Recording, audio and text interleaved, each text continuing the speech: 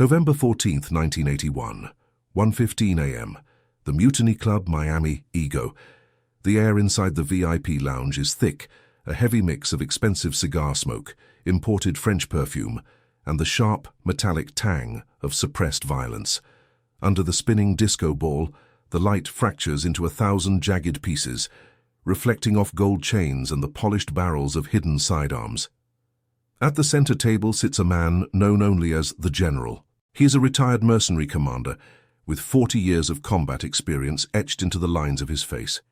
He is the definition of the old guard, a man who believes that power is something earned on a battlefield and displayed on a chest full of medals.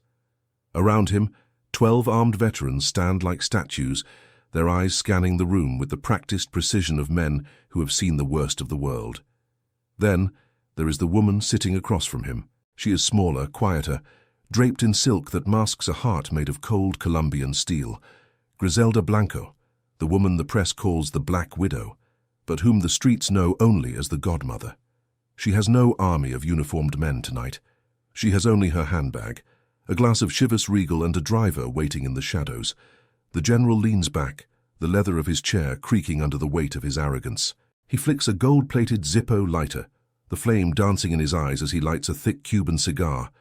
He looks at Griselda, a slow, condescending smirk spreading across his face, and he says it. He calls her a glorified seamstress, in a voice loud enough for the surrounding tables to hear. He laughs, a dry, raspy sound, and his men join in. To them, she is a temporary, chaotic force, a woman who got lucky in a man's game. They believe she is a merchant of luck, not a strategist of war. In that moment, the room goes ice cold. The music seems to fade into the background. The General thinks he is winning a debate. He doesn't realize he has just signed his own death warrant in a language he doesn't yet understand.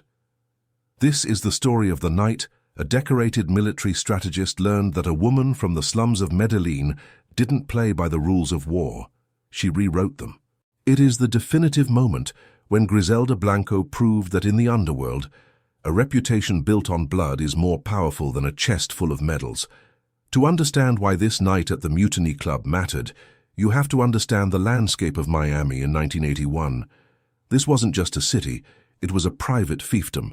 The cocaine cowboys era was at its absolute peak, and the streets were running red with the ambition of 1,000 different players. But there was a divide. On one side you had the old guard.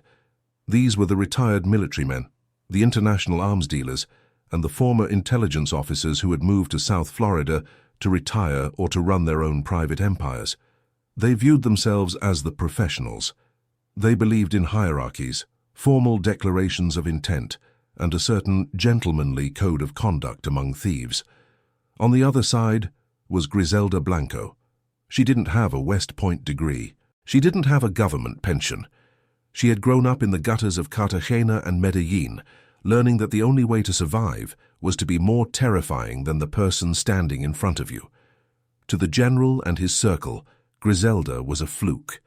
They saw her as a woman who had used her former husband's connections and a bit of female intuition to carve out a niche. They mocked the stories of her smuggling cocaine in custom-made bras, hence the seamstress insult.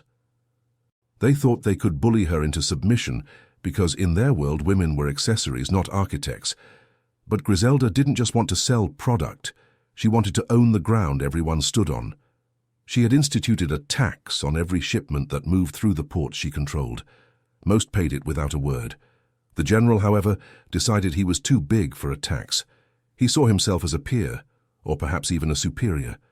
He decided to use the Mutiny Club, the unofficial headquarters of the Miami drug trade, as his stage to challenge her authority. He wasn't just refusing to pay, he was trying to seize her distribution network by humiliating her in front of the city's elite. Griselda's power was built on a very specific foundation, respect born of absolute fear. She knew that if she let one man mock her and live, the rest would follow. In her world, a public insult isn't just a bruise to the ego. It's a crack in the foundation of an empire, and Griselda was a master at sealing those cracks with blood.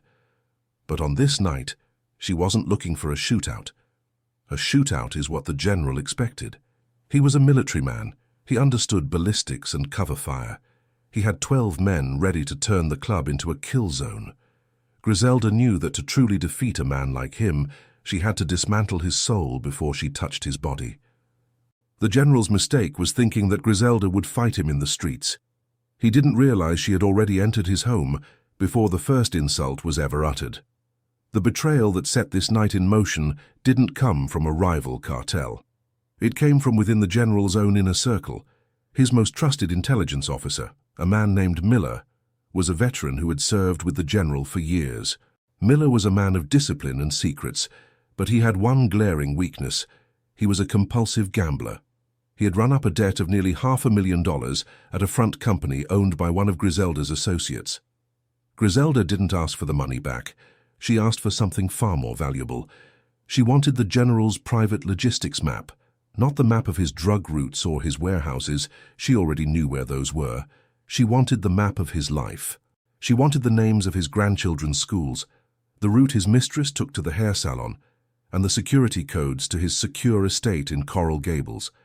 Miller, desperate and terrified of the debt collectors Griselda had sent to his door, handed over the keys to the general's kingdom. Back in the club at 1:20 a.m., the general leans forward, his face inches from Griselda's. "You're a peasant, Griselda," he whispers, though the silence in the lounge makes it carry. "You've had a good run, but the adults are back in the room now.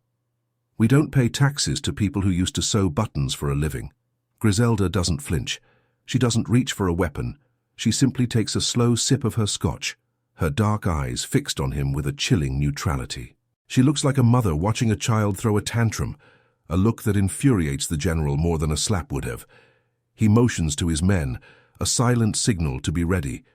He expects her to scream, to threaten, to call for her own enforcers. Instead, she smiles. It is a small, thin smile that doesn't reach her eyes. "You talk a lot about rank, General," she says, her voice low and melodic. "You talk about the things you've done and the men you've led. But you've forgotten the first rule of the jungle. It doesn't matter how many medals are on your chest if someone has already put a knife to your throat while you were sleeping." The general laughs again, but this time it's a bit forced. "Is that a threat, Griselda? My men are the best in the business. You can't even get a car through my front gate without me knowing." Griselda reaches into her handbag. The general's men tense, their hands moving toward their holsters. But she doesn't pull out a pistol. She pulls out a single black envelope, thick and expensive, and slides it across the mahogany table.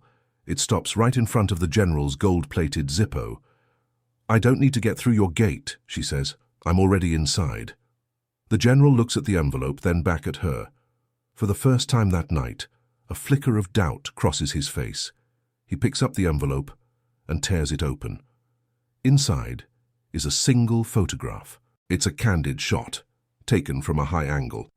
It shows his 2 grandchildren playing in a park that is supposed to be private and guarded. In the corner of the frame, there is a man holding a newspaper. The man is Rivi Ayala, Griselda's top enforcer, a man known for his cold efficiency and total lack of empathy. Rivi isn't doing anything aggressive in the photo, he's just sitting there. But the message is deafening.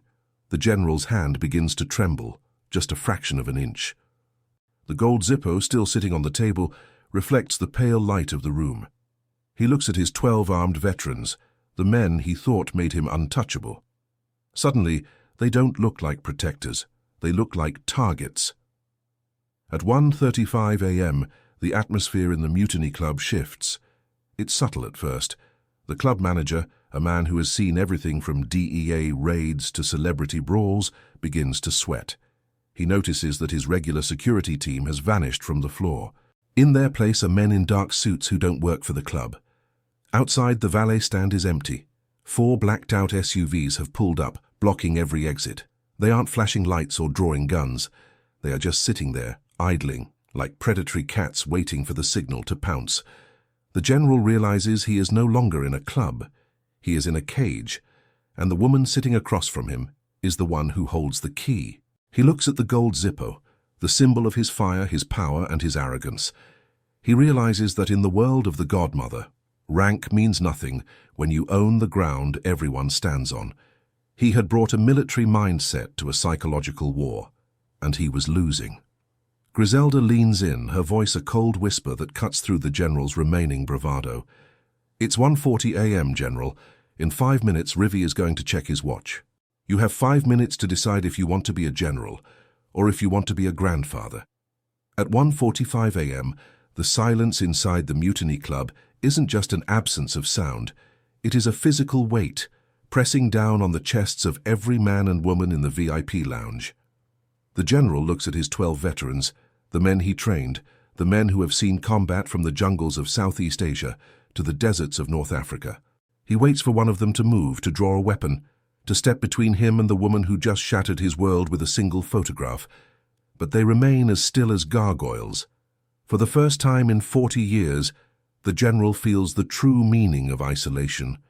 He looks into the eyes of his lead security officer, a man who has taken bullets for him in the past, and he sees something he never expected: pity. In that look, the general understands the true nature of Griselda Blanco's power. She hadn't just bought his intelligence officer's gambling debts. She had reached out to every single man in his detail. She had analyzed their salaries, their families, their secret shames, and their hidden desires. While the general was busy lecturing her on the history of warfare, she had been conducting a silent census of his soul's assets. She didn't just outgun him, she outpurchased him. Every man in that room was now being paid double to do exactly one thing: nothing. Griselda stands up slowly, the silk of her dress whispering against the chair. She doesn't look like a seamstress now. She looks like a high priestess presiding over a sacrifice. She picks up the gold-plated Zippo lighter from the table, the general's own token of status, and turns it over in her hand, the polished surface catching the cold light of the disco ball. "The problem with people like you, General," she says, her voice carrying across the silent room like a blade sliding over velvet, "is that you think the world is a map. You think if you control the lines and the borders, you control the people. But I don't care about maps. I care about the ground. And right now you are standing on mine." She gestures toward the center of the dance floor. The music has been cut, the strobe lights have stopped. The court is now in session. All around the perimeter, the elite of Miami's underworld, the importers, the money launderers, and the corrupt officials are watching. They came to see a queen fall. Instead, they are witnessing an execution that requires no gunpowder. Griselda walks toward the center of the floor, and the crowd parts like the Red Sea. The general follows, his legs heavy, his mind racing for a tactical exit that no longer exists. He is a man who has survived ambushes and coups, but he has no defense against the public stripping of his dignity. He realizes that if he fights and dies here, he's just another body. But if he lives and loses, his legacy, the only thing he truly values, is incinerated. They stop in the middle of the velvet-lined floor. Griselda holds up the photo of his grandchildren. She doesn't show it to the crowd, she keeps it between them, a private terror made public. "You called me a peasant," she says, her voice still calm, almost motherly. "You said I didn't know how to play the game, but you forgot that a peasant knows exactly how much a life is worth. A peasant knows that a king is just a man who hasn't lost his head yet. You want your family to stay safe, General. You want your mistress to keep her beautiful face. You want to wake up tomorrow and still be the man people call Sir." The general's jaw is set so tight it looks like it might crack. He looks at the faces in the crowd. He sees the club manager trembling in the corner. He sees his mistress, Elena, her eyes wide with a secret terror, the realization that her own movements had been tracked for weeks, that she had been the bait in a trap she didn't even know existed. "What do you want, Griselda?" the general asks, his voice finally breaking, the gravel of his arrogance replaced by the sand of defeat. "I want the same thing you wanted," she replies. "I want respect. But since you didn't give it to me freely, I'm going to take it from you in front of everyone you know." She holds out the gold Zippo. "Apologize. Not to me, to the godmother, and tell these people why you're doing it." The silence stretches for an eternity. For a man who has spent his life giving orders, the idea of kneeling is worse than a bullet. He looks at his men again. They are looking at the ceiling, at the floor, at their own shoes. They have already moved on. They have already accepted their new employer. Then it happens. The sound of a knee hitting the velvet floor is soft, but to the general, it sounds like a thunderclap. He sinks down, his back straight, his pride fighting a losing battle against his survival instinct. He is a decorated commander, a strategist of legends, and he is kneeling at the feet of a woman from the slums of Medellin. "I was wrong," he says, his voice a low growl. "I insulted the godmother. I refuse to recognize the order of this city. I pay my taxes, I respect the queen." Griselda looks down at him, her expression unchanging. She doesn't gloat. She doesn't scream. She simply takes the gold Zippo, flicks it open with a sharp clink, and lights the corner of the photograph. She watches the flame consume the image of the children in the park, the black smoke rising toward the disco ball. As the last corner of the paper turns to ash, she drops the burning remains into a half-full glass of scotch, sitting on a nearby ledge. Then, she does something that freezes the general's blood. She drops the gold Zippo into the glass as well. The flame is extinguished with a hiss. "Your fire is out, General," she says. "Get out of my city. You have 72 hours to disappear. If I see your face in Miami after Monday morning, I won't send Rivy to a park. I'll send him to your bedroom." She turns her back on him, a final ultimate insult, showing he is no longer even a threat worth watching, and walks back to her table. She picks up her shivers, takes a sip, and nods to the DJ. The music explodes back to life, a driving disco beat that seems to mock the broken man still kneeling on the floor. The aftermath was a masterclass in the domino effect of power. Within the next 72 hours, the general didn't just leave Miami, he fled the country.